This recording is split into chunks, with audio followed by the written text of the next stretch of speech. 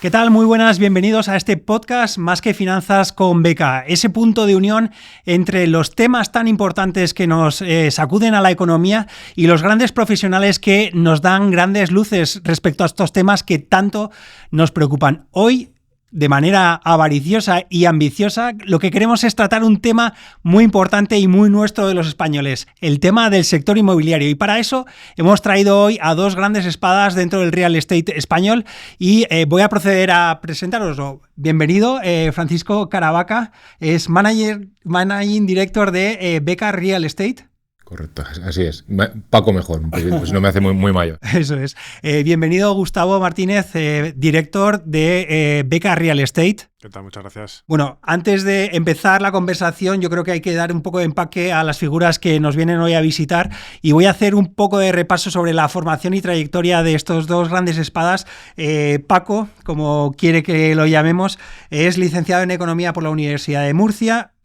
Fue máster en urbanismo por el CEU, máster en dirección de empresas por el Instituto de Empresas y ha trabajado en entidades de gran enjundia como Lone Star, Neynor, Stones Hill y recientemente en Terrampa. Correcto, así es. Mi trayectoria ha sido puramente ladrillo puro. Ladrillo puro y con muchos millones bajo tus espaldas en inversión, con lo cual gran trayectoria que después poco a poco nos irás contando. Perfecto, sí. Gustavo, por su parte, es doble grado en Derecho y Mercados Financieros por el IEB, con posgrado en UK especializado en Real Estate y ha trabajado en entidades como CBRE, JLL, Savills, Patricia y Dea Capital. Bienvenido, Gustavo. Muchas gracias. Y se nos olvida decir que soy miembro de la Royal Institution of Chartered Surveyors, o RICS, que queda mucho mejor, y que es un sello inmobiliario de calidad, digamos. Pues con esa calidad me quedo y con esa calidad es la que vamos a intentar transmitir a todos los que nos están siguiendo en este podcast a la hora de arrojar visibilidad. Empezamos con la parte de los valientes, aquellos que se deciden a comprar.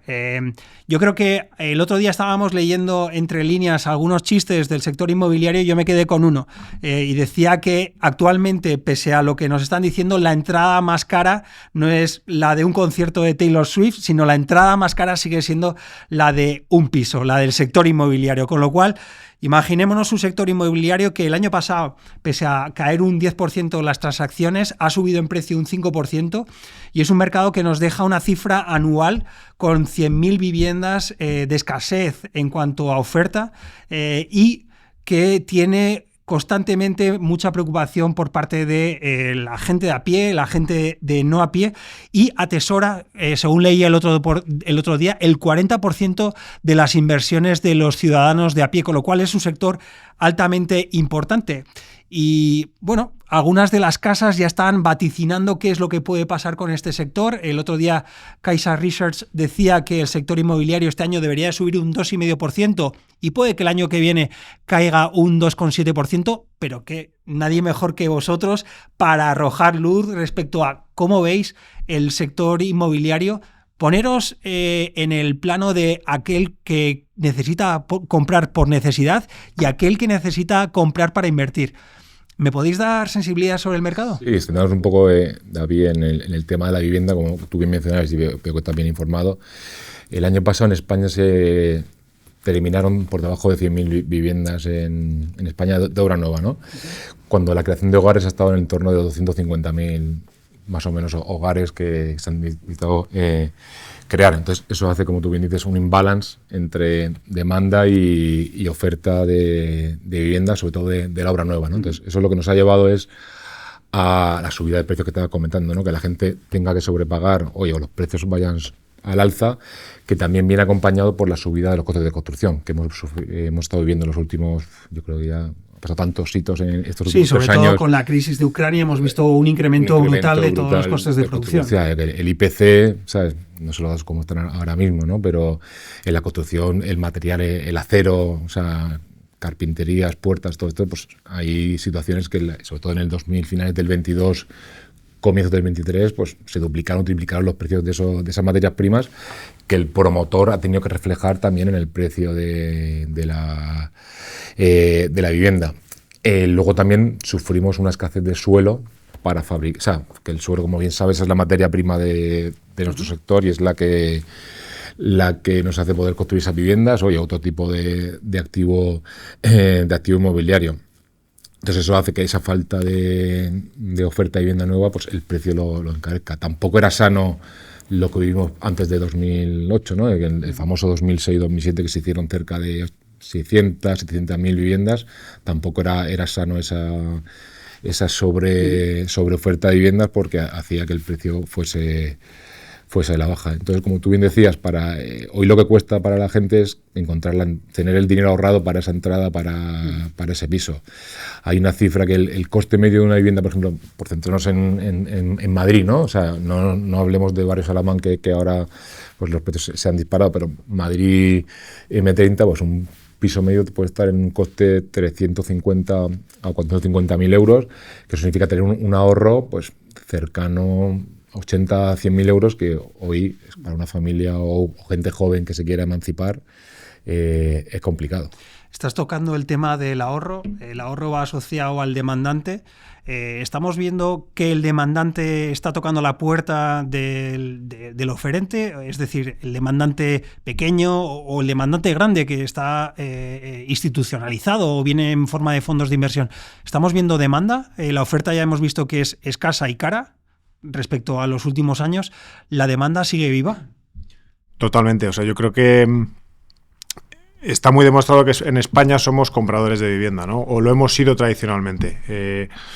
Pues si antes el ratio solía estar en un 80-20 de compradores frente a arrendadores, la realidad es que ese ratio va pasando más a la parte del alquiler, pero probablemente no porque...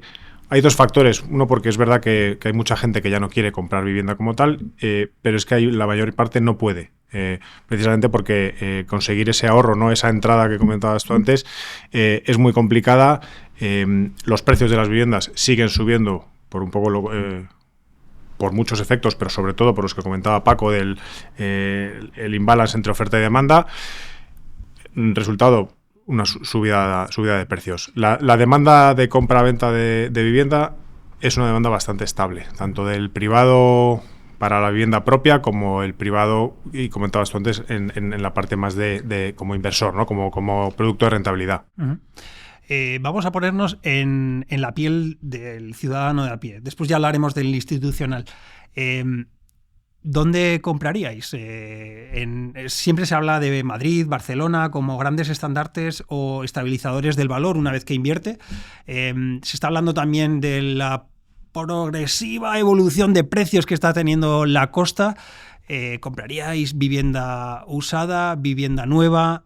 ¿Dónde? Venga, va, que seguramente alguien que se está viendo le queda el dinero y quiere empezar a invertir. Gran pregunta, David, porque nosotros también un poco desde Beca Finance o Beca Real Estate, nuestro equipo también queremos dar esa alternativa a ese inversor que a lo mejor pues, dice que pues, tiene un ahorro un excedente de caja de 50, 60.000 euros y dice, oye, me puedo animar a poder comprar una propiedad para poner en alquiler o jugar a regularizar.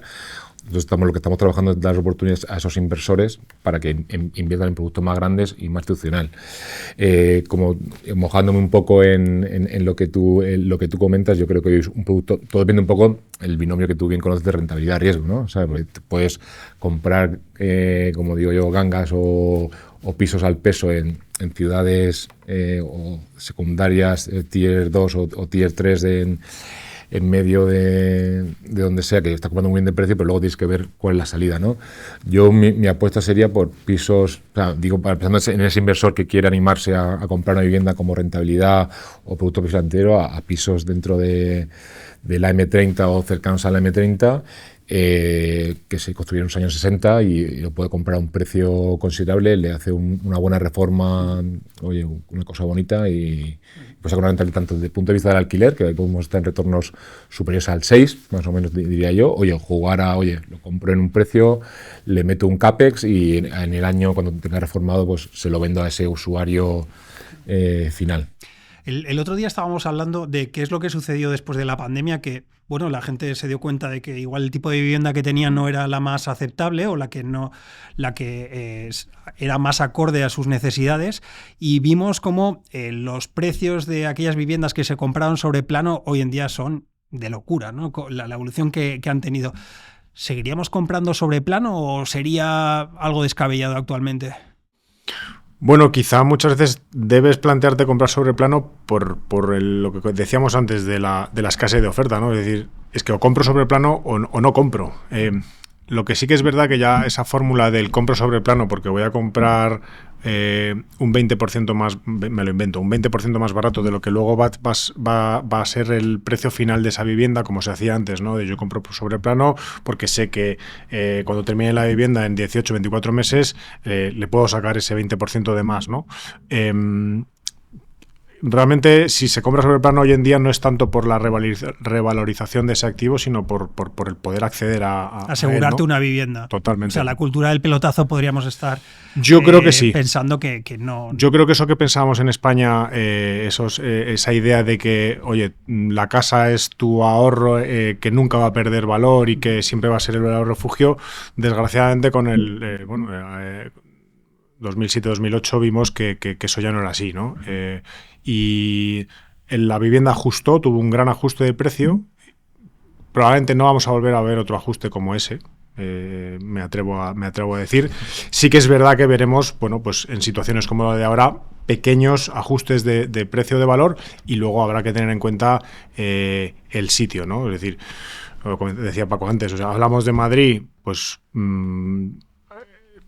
probablemente esos ajustes sean muy, muy, muy pequeñitos. Pues hombre, si hablamos de Cuenca o hablamos de Ávila, pues probablemente sí que veas que ese ajuste es mucho mayor, ¿no? Por si ha quedado un poco descafeinado o disperso ese mensaje, yo creo que hay que haceros la pregunta sí o sí. Se está hablando de burbuja quizá en el mercado de renta variable o en algunos sectores, como puede haber el tecnológico. Pero donde nos aprieta si existe burbuja o no es en el sector inmobiliario. Y os voy a lanzar sí o sí la pregunta. ¿Existe burbuja en el sector inmobiliario? Antes has dicho que la capacidad de ahorrar es menor y que la capacidad de tener la entrada que necesitamos, pues no todo el mundo la tiene. Entonces, ¿existe burbuja? ¿Hay cierta analogía con el pasado, con lo que sucedió en el 2008, 2014? ¿Estáis viendo algún signo que os haga pensar que lo mismo pueda estar sucediendo o a punto de suceder? Yo, bajo mi humilde punto de vista, yo creo que no, porque hoy el mercado, o sea, en España hemos hecho los deberes, después de la crisis de 2008 o 2010, que un poco fue cuando en España estuvo llegando, y las entidades bancarias han hecho los deberes, ¿no? Y hoy, en realidad, las operaciones inmobiliarias de grandes promotoras o cualquier institucional, hay equity o fondos propios metidos en las operaciones. No hay un exceso de deuda en las operaciones, que es lo que te hace que esa burbuja se infla. Entonces, yo para mí no veo hoy una burbuja en este mercado. Yo estoy muy de acuerdo. La verdad que no, la situación no tiene nada que ver la de ahora con la de antes, y sobre todo porque la banca y el mundo de las cajas pues nos sobreendeudaron, y al final teníamos unos ratios de endeudamiento y unas hipotecas que iban al 90% y en algunos casos hasta el 100% del valor de la tasación, con lo cual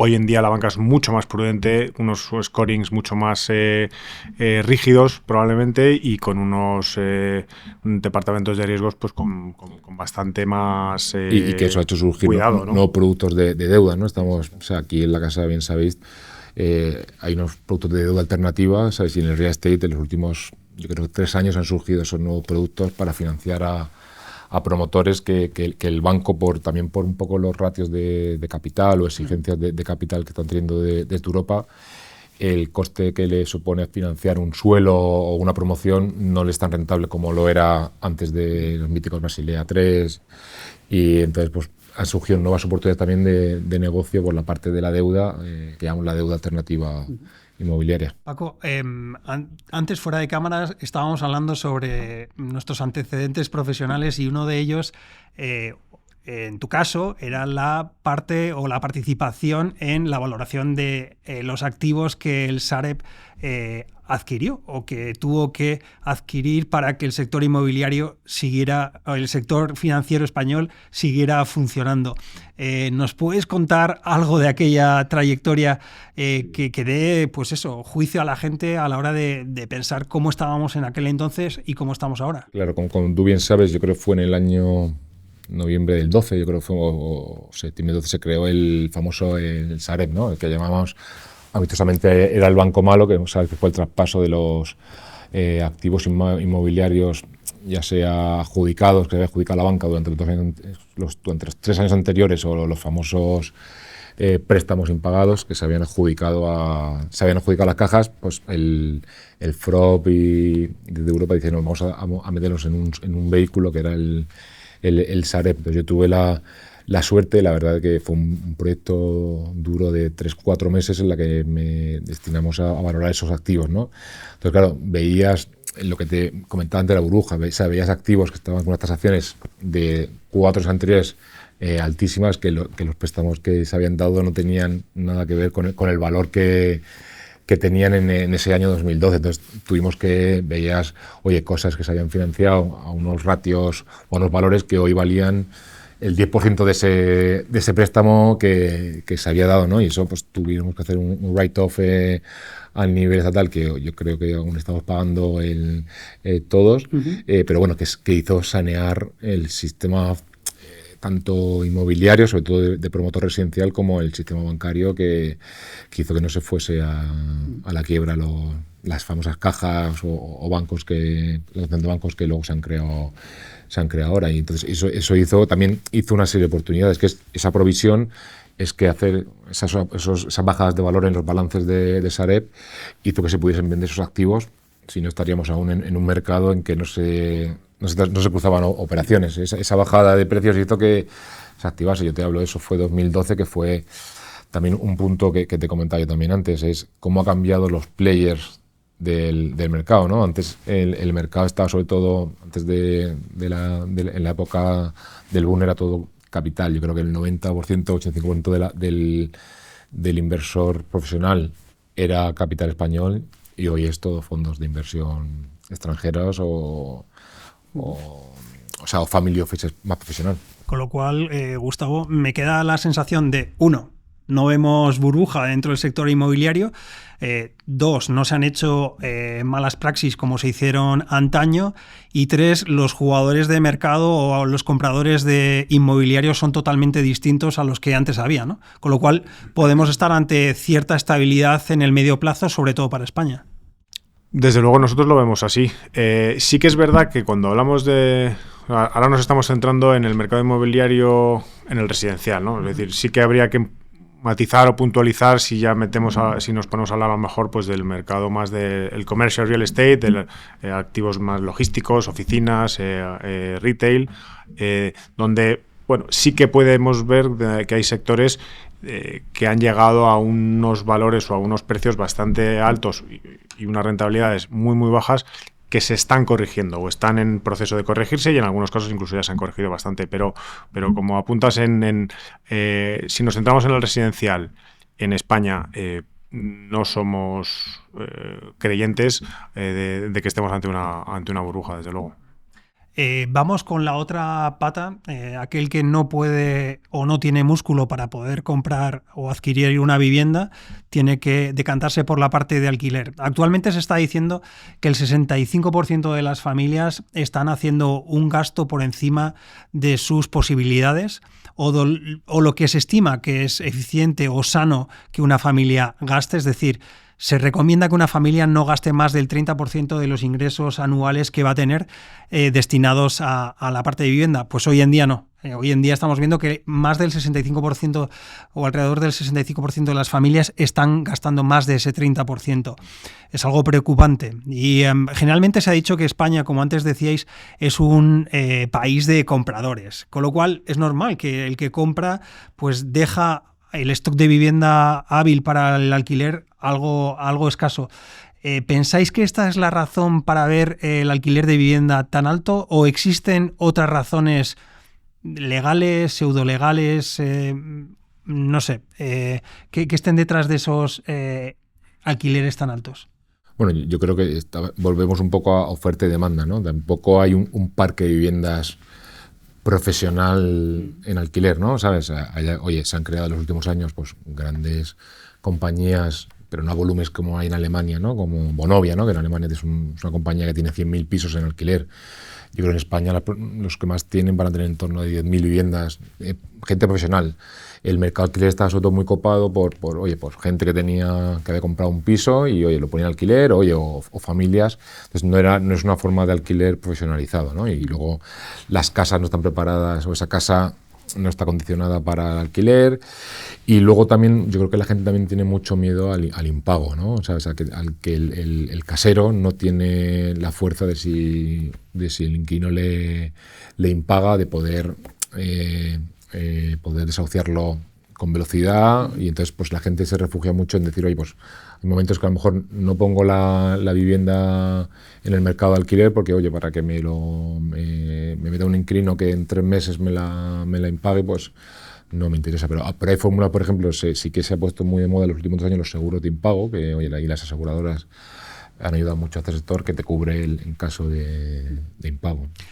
Gustavo, en la parte de los alquileres siempre hay gente que dice, oye, mira, si no me regulas el sector del pan o el sector del agua, ¿por qué me vas a regular algo tan vital también como es el sector inmobiliario? Ahora se está estableciendo ese precio de referencia en zonas tensionadas en España. Cataluña ya ha dicho que lo va a empezar a practicar y a establecer. ¿Somos de la idea de que un sector intervenido es más o menos eficiente, o qué tipo de consecuencias puede tener esto? ¿Puede retraer a la gente a la hora de sacar su vivienda? Totalmente. Yo creo que soy de la opinión de que los mercados saben regularse solos, ¿no? Es verdad que siempre hay que tener una cierta supervisión, si quieres, ¿no? Y sobre todo, además, y como comentas tú, en un sector tan importante y tan clave para la gente como es la vivienda, ¿no? Y se convierte en un tema muy social y muy importante. Lo que se está demostrando, y no solo aquí, es decir, ha pasado en Alemania, ha pasado en otras jurisdicciones donde se ha intentado regular el mercado de la vivienda, sobre todo el de alquiler, desde el punto de vista de la demanda y no de la oferta, controlando los precios, básicamente. Y eso se ha visto que la consecuencia ha sido la contraria. O sea, los alquileres no han bajado, sino que han subido. Una de las causas es porque mucha gente lo que dice es, oye, yo esto me lo he comprado como una inversión, yo tengo mis números y mis números me salen pues por lo menos aplicándole el IPC año a año, ¿no? Y si el IPC es del 5%, pues ¿por qué me lo voy a limitar a ese 2%, ¿no? Mis números están hechos con ese escenario. Pues ¿cuál es la consecuencia? Saca del mercado ese producto, con lo cual hay menos producto en alquiler. ¿Qué hacen los alquileres? Subir oferta y demanda. Con lo cual, nosotros, desde luego, somos más de la opinión de lo que se hace en la Comunidad de Madrid, que es probablemente no aplicarlo, porque no es la manera de hacerlo. Es decir, la manera de hacerlo es que haya más producto en el mercado, potenciar la parte de la oferta. Entonces, y un poco al hilo de lo que comentaba Paco y la compra versus el alquiler, en España hace pues, no muchos años, 10 años probablemente, edificios completos en alquiler y gestionados por un propietario profesional, pues a lo mejor habría, yo qué sé, 25, me lo invento. Pero es que el mercado te ha llevado a que ese producto sea necesario, por los motivos de que mucha gente no quiere, o sea, los jóvenes no quieren probablemente comprar una vivienda, no quieren destinarle no quieren tener que tener esa entrada para comprar esa casa, y que luego además pues les inmoviliza, ¿no? Hoy en día el joven, que es mucho más volátil, iba a decir, ¿no? Pero o quiere tener menos ataduras, y si hoy quiere estar en Madrid, está en Madrid, pero a lo mejor dentro de 6 meses se quiere ir a Singapur, ¿no? Con lo cual esa compra de vivienda le ata mucho.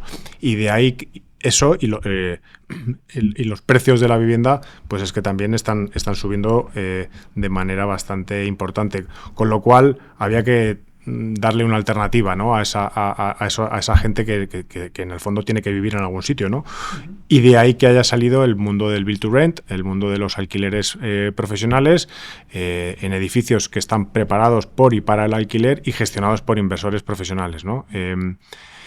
Desde luego es algo que ahora mismo, con los precios en los que estamos, precios de construcción que comentaba antes Paco, financiación, tipos de interés, etcétera, el número es difícil que salga para un promotor que quiere tener unos retornos muy tradicionales, pero es un producto que ha venido para quedarse, porque en el fondo está dando solución a un problema, que es el que la gente necesita vivir en casas. Esto es lo que se está llamando como flex living, build to rent, etcétera, etcétera, o hay que diferenciar. Hay que diferenciar. El build to rent son vivienda pura destinada al alquiler, ¿no? Que como dice Gustavo, se construye ad hoc solamente para alquiler, que está pensado, pues una serie de zonas comunes, algo más, ¿sabes?, más atractivas, o una gestión patrimonial por parte del propietario de tener el servicio del fontanero o el electricista, o una serie de servicios en el edificio que ayude a que pague más la renta, ¿no? Pues a lo mejor servicio de lavandería, ¿no?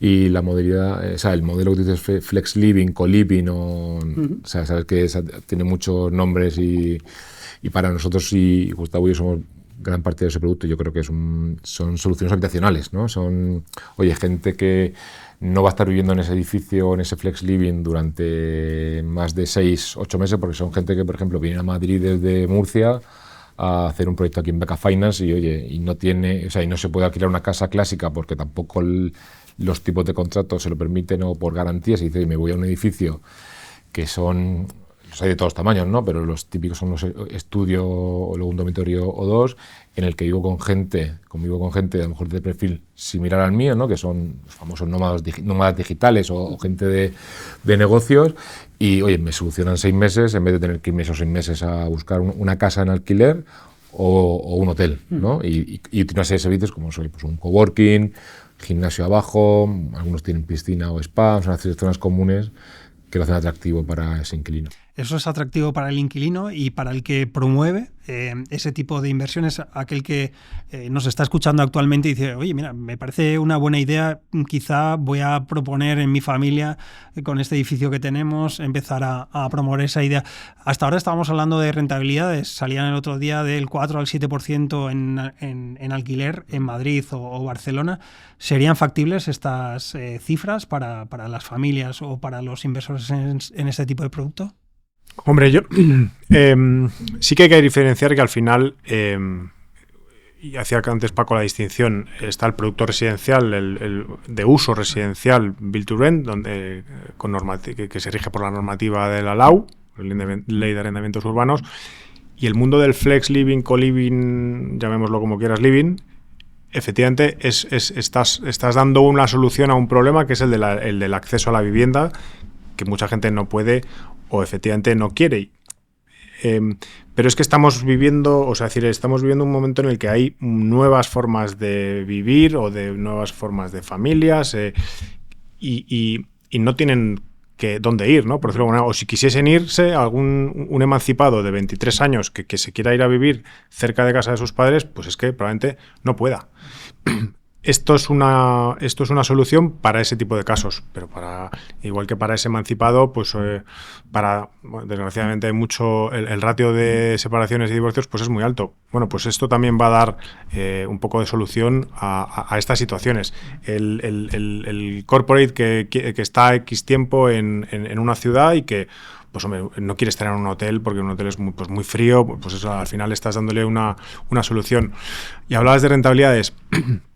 Si tú comparas un producto residencial puro, ¿no? Llamémosle un build to rent, con un flex living en el que la mayor diferencia es que no es un uso residencial, suelen estar desarrollados en usos terciarios, pues tiene que tener una capa un poco más de riesgo, ¿no? Es decir, si tú lo miras desde un punto de vista de riesgo y rentabilidad, es un producto más seguro por todo lo que conlleva aparejado, pues el residencial puro.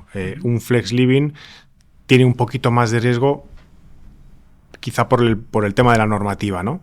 Bueno, y la salida perdón, Gustavo, y luego tú en un build to rent, o sea, en uno de residencial normal, si no quieres alquilar o te cansas de alquilarlos, vende piso a piso. Tiene salida. Tiene salida. En este caso no se puede vender piso a piso. Cuesta un poco más. Tendrías que vender el... O sea, se podría vender como producto en rentabilidad, o el bloque completo, o tendrías que ver si en determinada, porque luego la normativa de tendréis 17 normativas distintas, autonómicas, y en algunos casos sí que se puede hacer una división horizontal de esa unidad y venderla como producto en rentabilidad, pero en otros casos no. Con lo cual, pues siempre va a tener un pelín más de riesgo. O sea, le vas a pedir un par de puntos más. Exactamente. Un inversor siempre le va a pedir un poquito más de rentabilidad que frente a un producto más tradicional. El otro día veía en un informe que Madrid copaba el 4º puesto como ciudad más atractiva dentro del mundo para el inversor en la parte de inmobiliario. En primer lugar estaba Dubái, le seguía Miami, Nueva York, y después estábamos nosotros, que habíamos arrebatado el puesto a París. ¿Es un todo vale? ¿Hay que seguir la tendencia? ¿O hay que irse de la mano de un inversor profesional como vosotros? Y perdonad que os alargue la pregunta.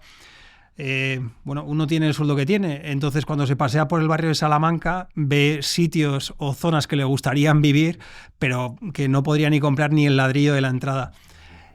¿Tendríamos la capacidad de invertir en este tipo de viviendas, si son las que vosotros veis como las elegidas, con patrimonio reducido como el nuestro? Sí, bueno, ahí, como tú bien dices, Madrid ha pegado yo creo que un cambio, y por poner un hito que yo creo que Madrid ha cambiado para ese tema, sobre todo de atracción, es la apertura de los hoteles que han abierto en Madrid, ¿no? El famoso Four Seasons o Mandarín, yo creo que ha puesto a Madrid en el foco, ¿no? Y luego, como es la ciudad, ¿no? La seguridad jurídica, todo va hacia arriba. Pues el tema del Real Madrid, todo eso hace un cóctel que sea muy atractivo, sobre todo para los, sabes que están llegando, tenemos una ola que bienvenidos son, ¿no? De gente de Latinoamérica, pues ya sea venezolanos, colombianos, chilenos, mexicanos o peruanos, que ven a Madrid como el hub de entrada en Europa, ¿no? Y oye, culturas son muy similares, idioma es el mismo, y el coste de vida pues es 1/3 de que a lo mejor le costaría vivir en Europa, en otra ciudad como París, Londres o Roma. Por eso lo hace tendencia a Madrid activa, y yo creo que va a más, ¿no? Hay hitos como, por ejemplo, lo que se anunciaba hace unos meses de la llegada de la Fórmula 1 a Madrid. Es un hito que creo que va a empujar la ciudad, y una serie de desarrollos urbanísticos que están haciendo como el Castellano Norte que va a empujar la ciudad. Punto número tu pregunta, pues oye, esta gente que son grandes, sobre todo está llegando, esa gente que viene son de grandes patrimonios, pues está sobrepagando, o sea, está pagando precios que, como tú dices, la gente a lo mejor está normal no podemos pagar, ¿no? Y entonces eso porque ellos consideran que España, o Madrid, está barata comparado con otras ciudades del mundo, ¿no? Para que te hagas una idea, hoy en Parque Salamanca, pues la media, yo diría, de segunda mano, puedes tener pisos de segunda mano en los 8.000 euros y llegar a, en algunas operaciones que se han hecho últimamente, superar los 30.000 euros en obra nueva. 30.000 euros en metro cuadrado. El metro cuadrado, sí, el metro cuadrado. Pero esos son precios que son baratos en Londres, ¿sabes? O en operaciones. El otro día veíamos una en Brickell, en Miami, que era 60.000 euros el metro cuadrado. Entonces, esa gente que tiene pisos en esas ciudades lo consideran que Madrid está barato. Eso que está haciendo que la gente pues tengamos que salir para comprar una vivienda a zonas que no podamos acceder. Y vuelvo un poco al hilo de la capacidad que tenemos gente como nosotros de poder acceder a esas viviendas. En el mundo más tradicional o en el mundo líquido se hablan de REITs o fondos de inversión que invierten en cotizadas ligadas al sector inmobiliario en Estados Unidos, en Europa, etcétera, etcétera. ¿Está existiendo poco a poco esa tendencia aquí en España? ¿Cómo lo veis? Totalmente.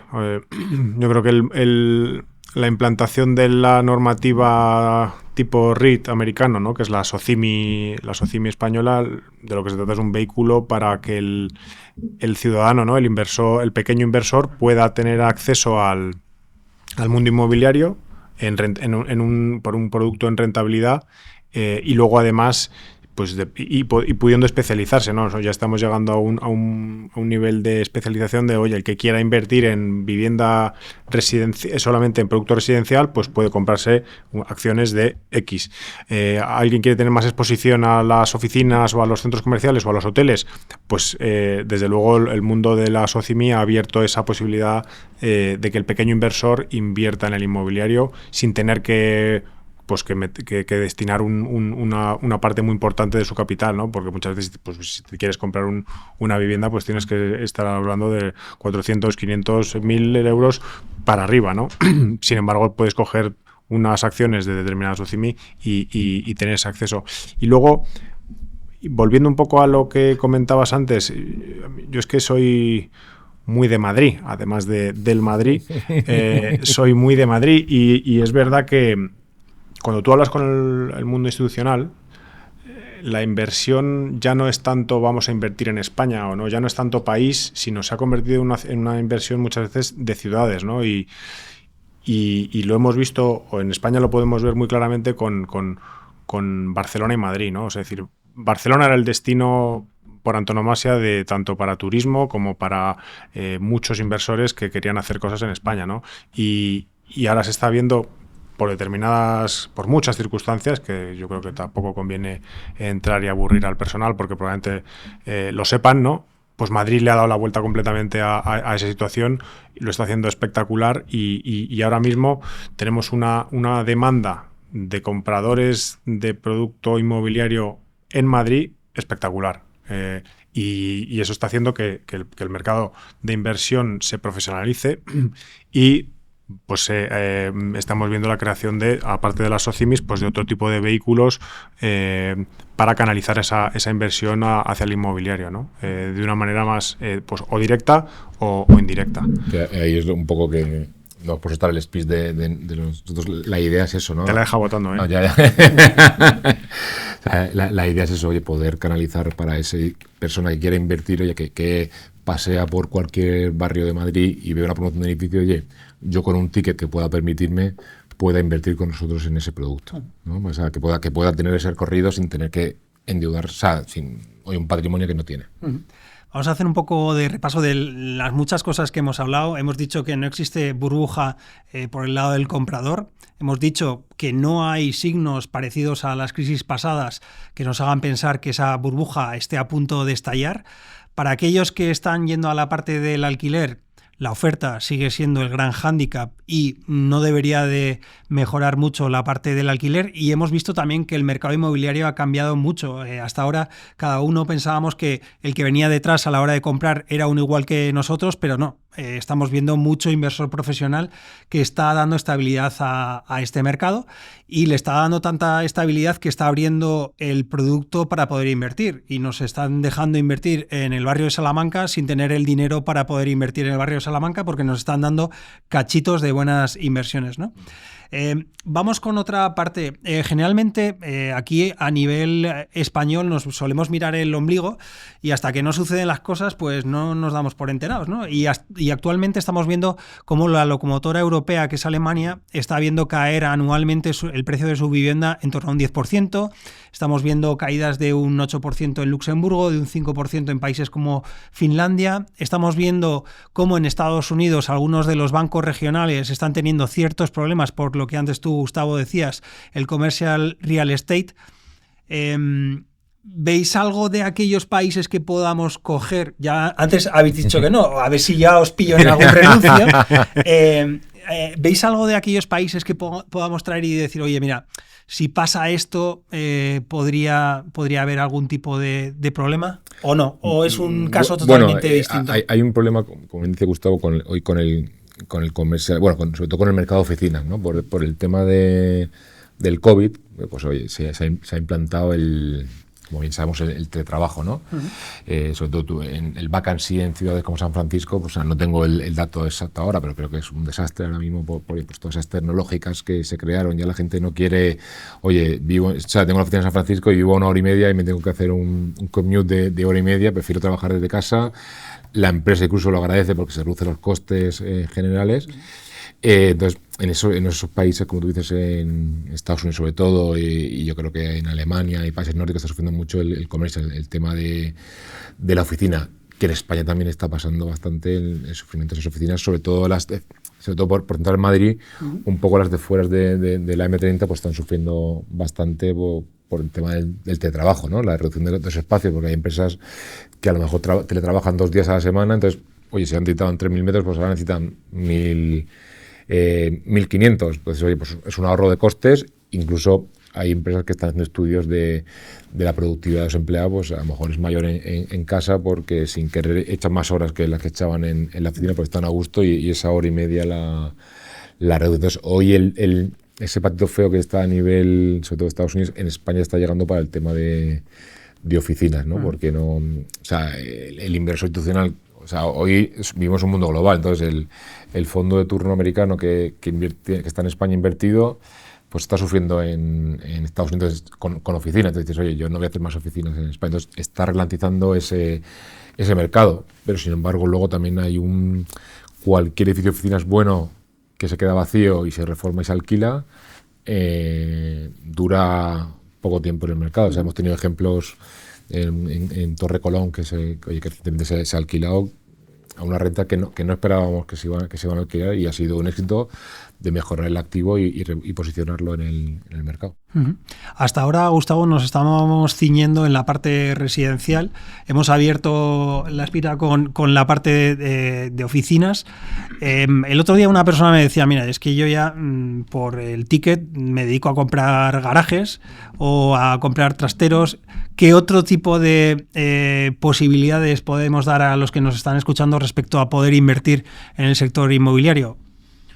Pues desde luego, lo mencionabas antes un poco de refilón, ¿no? Sí que estamos viendo que ese mercado, que ha estado muy potente en los últimos años, generado sobre todo por unos tipos de interés tan bajos, ¿no? Es decir, el tener un dinero tan barato hacía que tuviese mucho sentido que entrase mucho capital en el inmobiliario, ¿no? ¿Eso qué ha hecho? Pues que sectores como, por ejemplo, el sector logístico, que viene de rentabilidades del 6-7%, hará no mucho, 7-8 años, sí, haya llegado a estar por debajo del 4%. Era un poco la combinación de unos costes de capital súper bajos, efectivamente con el mundo del e-commerce, comercio online, etcétera, etcétera, acelerado además por la pandemia y por el tiempo que hemos estado en casa teniendo que comprar todo online,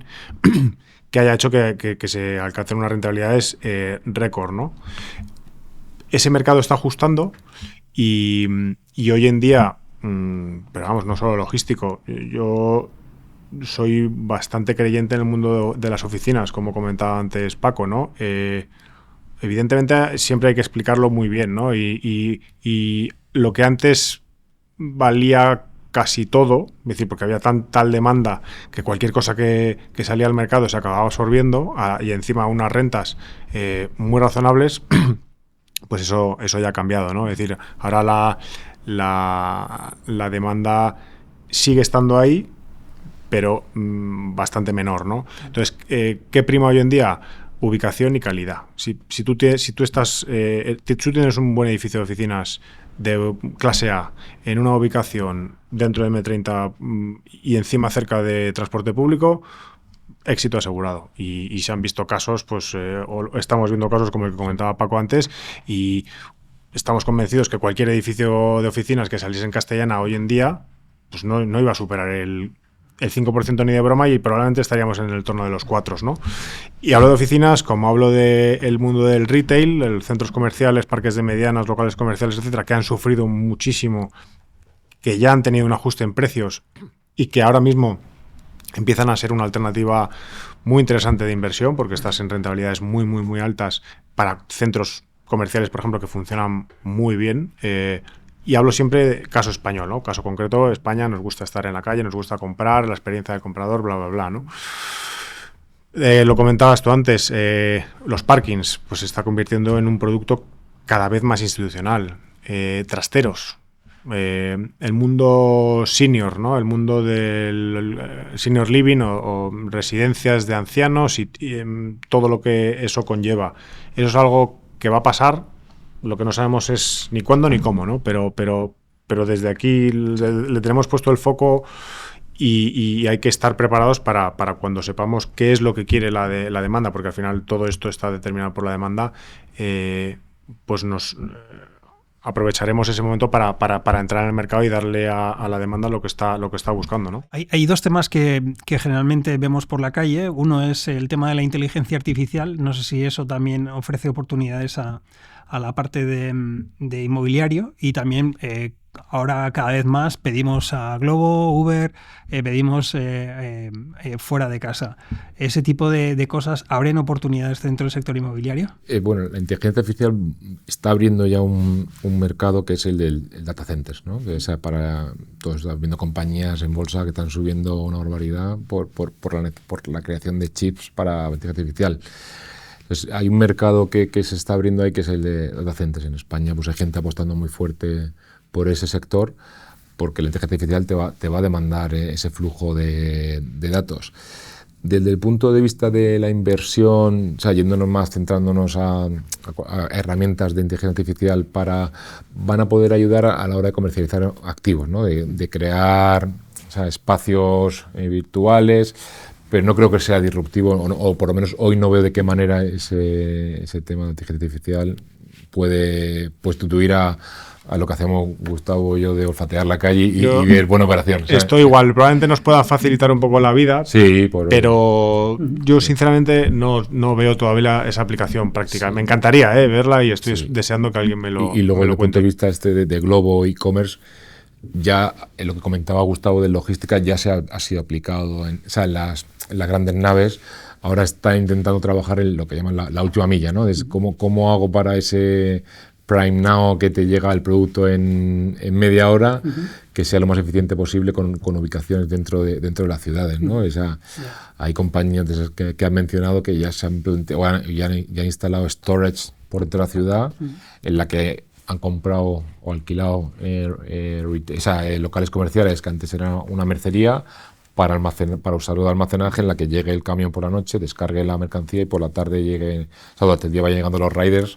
Entonces eso haga que sea muy rápido. Entonces eso ha dado alternativa a una serie de productos. No, y David además yo creo que buscaba ahí un poco también un tema que es un poco polémico de vez en cuando, que es hablando de Glovo, ¿no? Y de todas las comidas, de todas las cadenas de comidas, esas las famosas dark kitchens, ¿no?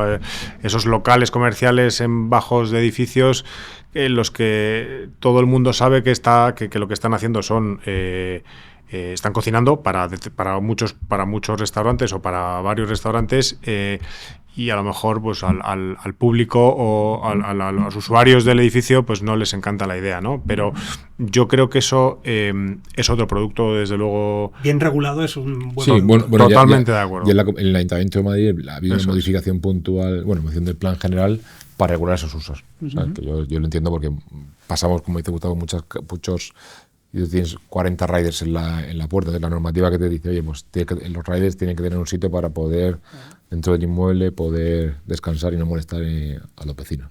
Pero es lo que precisamente debe hacer la regulación, ¿no? Es decir, algo que es una realidad, pues regularla y hacerla bien, ¿no? No poner trabas, que es un poco lo que desgraciadamente vemos muchas veces, ¿no? Uh-huh. Vamos ya con la parte más personal, la parte que a mí también me gusta mucho destripar de todos vosotros. Una persona que estaba muy ligada a las inversiones inmobiliarias en su día me comentaba que el mayor error que había tenido era enamorarse de los edificios, porque una vez que te enamoras de un edificio es muy difícil encontrar el buen timing para poder venderlo y obtener la rentabilidad que él había esperado. Yo quisiera que dierais ciertas pinceladas a los que nos están viendo respecto a qué indicadores, más allá de los que todo el mundo seguimos, que puede ser la prensa o algo así, seguís a la hora de olfatear una buena oportunidad, o qué elementos. No sé si hay algo esotérico dentro de vuestro proceso. Para mí, yo siempre lo digo, que gran parte del éxito de una operación inmobiliaria siempre está en la compra, ¿no? En el análisis, en el buen análisis de de la operación. Ya sea porque los análisis, el Excel, como siempre digo yo, lo aguanta todo, ¿no? Pero yo, por ejemplo, yo cuando me gusta un edificio voy a verlo, me gusta verlo por la mañana, por la tarde y por la noche, ¿no? Tienes que ir como eso, porque, oye, por la noche puede ser, oye, que tú vayas a un edificio muy bonito por el día, pero por la noche abajo haya un local, no sé, una discoteca o un local que pueda molestar a los vecinos. Entonces, yo siempre me gusta ir verlo en esos tres timing. Y yo creo que la clave del inmobiliario está en el precio de entrada, en no equivocarse. Que es una bola de cristal, ¿sabes? Porque, oye, hoy comprar a 12.000 euros un edificio para desarrollar en Barrio Salamanca puede ser caro o barato, ¿no? Depende del recorrido hacia... Depende de tus expectativas, ¿no? o de la que vaya a dar, porque aquí en Barrio Salamanca, y yendo un poco a lo que comentábamos un poco de los precios, aquí en 2010-11 comprabas pisos a 3.000 euros el metro cuadrado. O sea, hoy esos pisos que pagabas 3.000 euros, hoy valen, te puede llegar cualquiera y pagarte 10.000. Y el que compró en 3.000 euros en 2012 le parecía caro. Entonces tienes que saber muy bien leer, que es muy complicado, quiero decir, es como todo, ¿no? O sea, no estamos, o sea, en renta variable es lo mismo. Y generalmente aquellos que dicen, bueno, ahora que estamos viendo muchos carteles de se vende, es el momento que ya todo se va al garete, que ¿hay algún tipo de indicador más allá del Excel o de los periódicos? ¿O no? Eso no existe, esos son bulos. A mí me cuesta verlo, ¿no? Yo creo que indicadores adelantados. Es un poco más, a lo mejor, quizá, como decías tú antes, de feeling, ¿no? Y de, bueno, pues a lo mejor el que haya muchos carteles de se vende, pues bueno, puede ser... Bueno, ya es idealista. Bueno, ya es idealista, pero lo que te puede hacer indicar es que es un sitio donde la gente entró a lo mejor en un buen momento y lo que dicen es, oye, hay que aprovechar el momento que lo que yo compré en 3 hoy me lo compran en 8, sal. Y al hilo de la pregunta que tú hacías, ¿no? De ese apego, ¿no? Y pues es verdad que hay que intentar, ¿no? Tener la piel dura, ¿no? Pero cuando es nuestra casa o es nuestro coche, pero sobre todo nuestra casa, ¿no? Desde el punto de vista de los que estamos aquí sentados, que hemos vivido la parte de antes, o sea, es decir, los años de antes, donde pues tu casa era como la inversión de tu vida, y que encima se le ibas a dejar a tus hijos y cómo le ibas a vender, ¿no? Pues bueno, también tienes que hacerte tú esa pregunta como comprador o como inversor, ¿no? Pues, oye, si yo le quiero ganar dinero a esta casa que la he comprado muy, muy bien, pues es el momento de venderla. Y habría que intentar quitar, ¿no? Dejar esos sentimientos fuera, que es muy difícil. Y además, y eso no sé si a ti te pasa, pero desde luego a mí sí. Yo llevo más de 17 años dedicándome al inmobiliario. Cuando para otros, cuando lo haces para ti, joder, pues te entran esos miedos. Lo bien que negocias 100 millones para un edificio de oficinas en Manoteras y de repente, cuando te tienes que tú negociar en 20.000 euros arriba abajo, porque es que es tu casa, dices, uy, te entran todos unos sudores fríos que bueno, hay que intentar ser igual de frío. Oye, ¿no? Gustavo, un consejo que te dieron cuando empezaste o a lo largo de tu carrera, que lo has ido implementando, sobre todo en tu parte profesional y que te ha ayudado mucho. Joder, pues yo empecé en el departamento de valoraciones, ¿no? Y que es un poco el consejo que a mí me dieron y que yo siempre doy a alguien que no tiene experiencia en el inmobiliario y se quiere meter de nuevas. Entra en el departamento de valoraciones de una tasadora o una compañía tipo CBRE, JLL, porque ahí vas a ver todo como en muy poquito tiempo y al final... un poco también lo que decía Paco, ¿cuál es la clave de todo? El precio, el valor de mercado, es decir, a cuánto estás comprando, cuánto vale ese activo, cuál es su valor de mercado y a cuánto lo estás comprando. Con lo cual, a mí eso siempre me ha ayudado. Y dos... O sea, que el consejo sería que aquel que quiere hacerse carrera dentro del sector inmobiliario empiece en alguna de estas entidades para poder coger el pulso al mercado, ¿no? Totalmente. Eso y visitarlas. Estamos hablando de activos, estamos hablando de... Hay que pisar la hay que pisar reales, porque hoy en día tenemos o puedes tener esa mala costumbre de, aparte del Excel, que lo aguanta todo, Google Maps. Tú hoy con Google Maps te vas a ver la casa de una calle en Singapur, o en Segovia, o en Toledo, ¿no?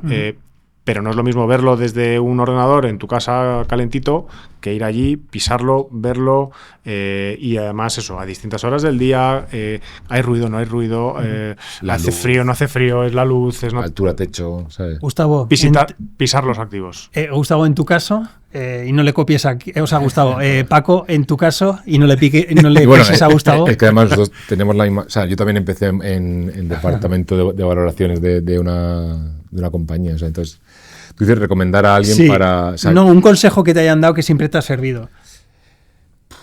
Yo... que comprar barato. Es decir, comprar bien. O sea, no el concepto barato y es estar mucho en el mercado. O sea, el inmobiliario tiene ese punto de calle, y más en el mercado español, ¿no? Porque tú vas a un mercado, o sea, por ejemplo, en UK o en Estados Unidos, la operación es transparente, ¿no? O sea, y tú lo que te dice un realtor en Nueva York con una casa y que se ha vendido es esa. En España no lo sabemos, ¿no? Porque en España tienes el típico portal web que te anuncia el precio, pero no sabes si el precio es real, si el anuncio es falso, ¿no? Porque oye, yo puedo decir, David, te quiero vender una casa mañana y me pongo 20 anuncios en cualquier portal web en ese rango de precio, o un curso más alta y tú más baja, y quién te dice, o sea, quién certifica que el anuncio es falso. Entonces, ahí tienes que visarlo mucho. Y yo tengo la suerte que le debo esto y aprovecho para a mi padre y mi abuelo, que ellos eran ladrilleros desde hace tiempo, y desde pequeño yo me iba... O sea, yo me considero... O sea, yo soy amante del ladrillo y he tenido la suerte de formarme en el mundo financiero y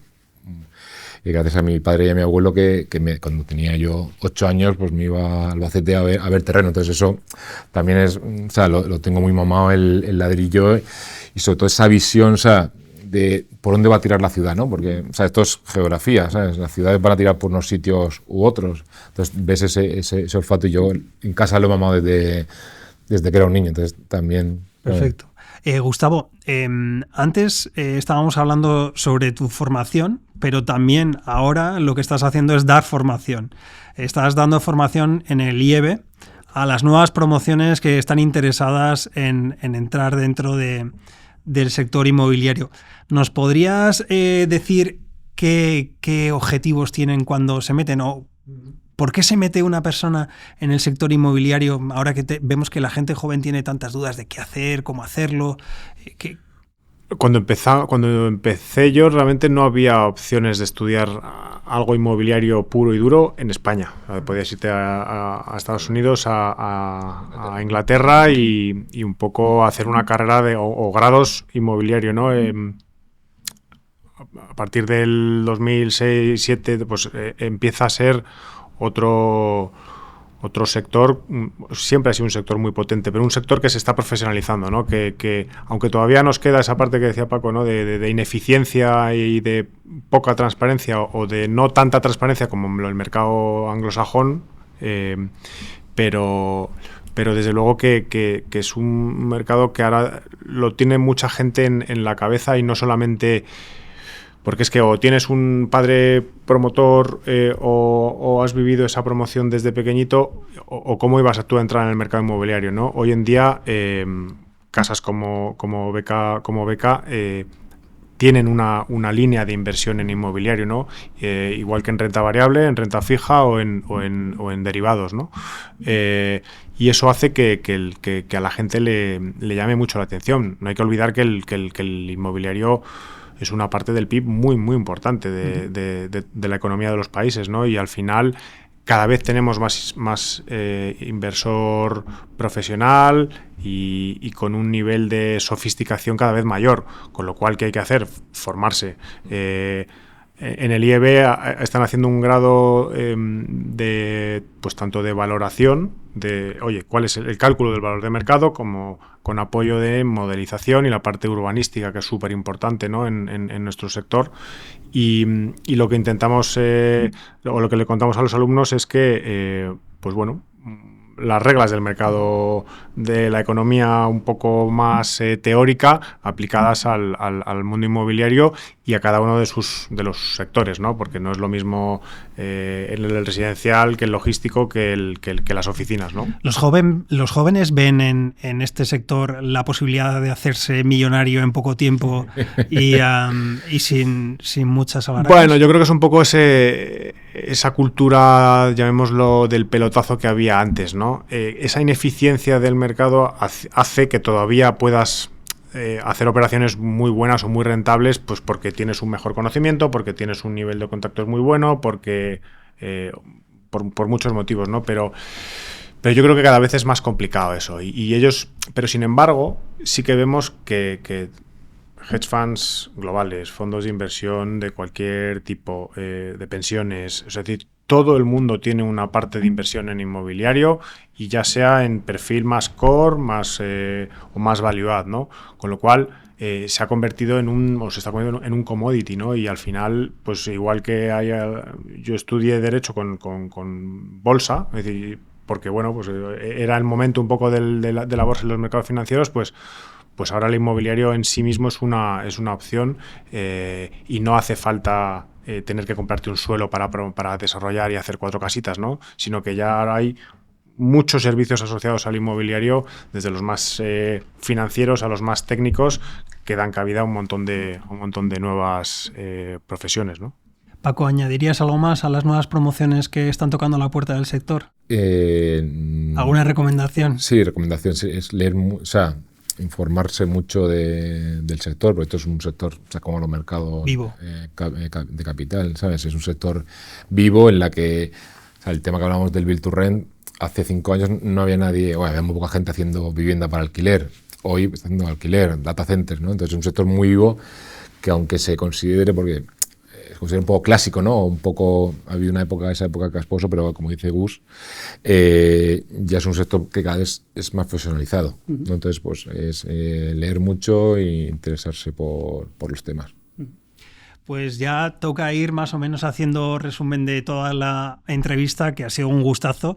Empezamos un poco por lo más reciente que hemos hablado. Las nuevas generaciones tienen dónde y cómo formarse, y es importantísimo formarse, y hay apetito por este tipo de mano de obra. Hemos visto también cómo también es importante ir de una buena mano a la hora de invertir, porque a pesar de que todo está subiendo, hay que elegir ese cherry picking, ¿no? Ese buen edificio, y hay que ir de la mano de profesionales, bien de manera directa si tenemos el capital, o de manera indirecta con vehículos que actualmente nos están permitiendo invertir en el sector inmobiliario. Que no todo es residencial, que estamos viendo como data centers y otro tipo de inversiones también son apetecibles, que el problema del alquiler, mal que nos pese, para las jóvenes promociones o para las juventudes, pues es un problema que va a tener porque hay escasez de oferta, y que las familias van a tener que seguir apretándose el cinturón porque parece que no afloja. Y en la parte de compra directa seguimos con más de lo mismo, ¿no? Falta de oferta, hay un inversor profesionalizado que parece que está estabilizando el mercado y que no estamos cometiendo los errores del pasado, con lo cual bienvenido sea el hecho de que no estemos en las puertas de una burbuja. Lo que me queda a vosotros, con vosotros, es despediros, agradeceros enormemente la presencia, que el mundo vea en Beca y en Beca Real Estate la capacidad de ver valor y de ver buenas inversiones en el sector inmobiliario. Y a todos vosotros, pues despedirme y emplazaros a la nueva cita que tengamos en este podcast Más que Finanzas con Beca, que esperamos que sea del mismo interés y del mismo agrado que ha sido esta entrevista. Muchas gracias y hasta la próxima.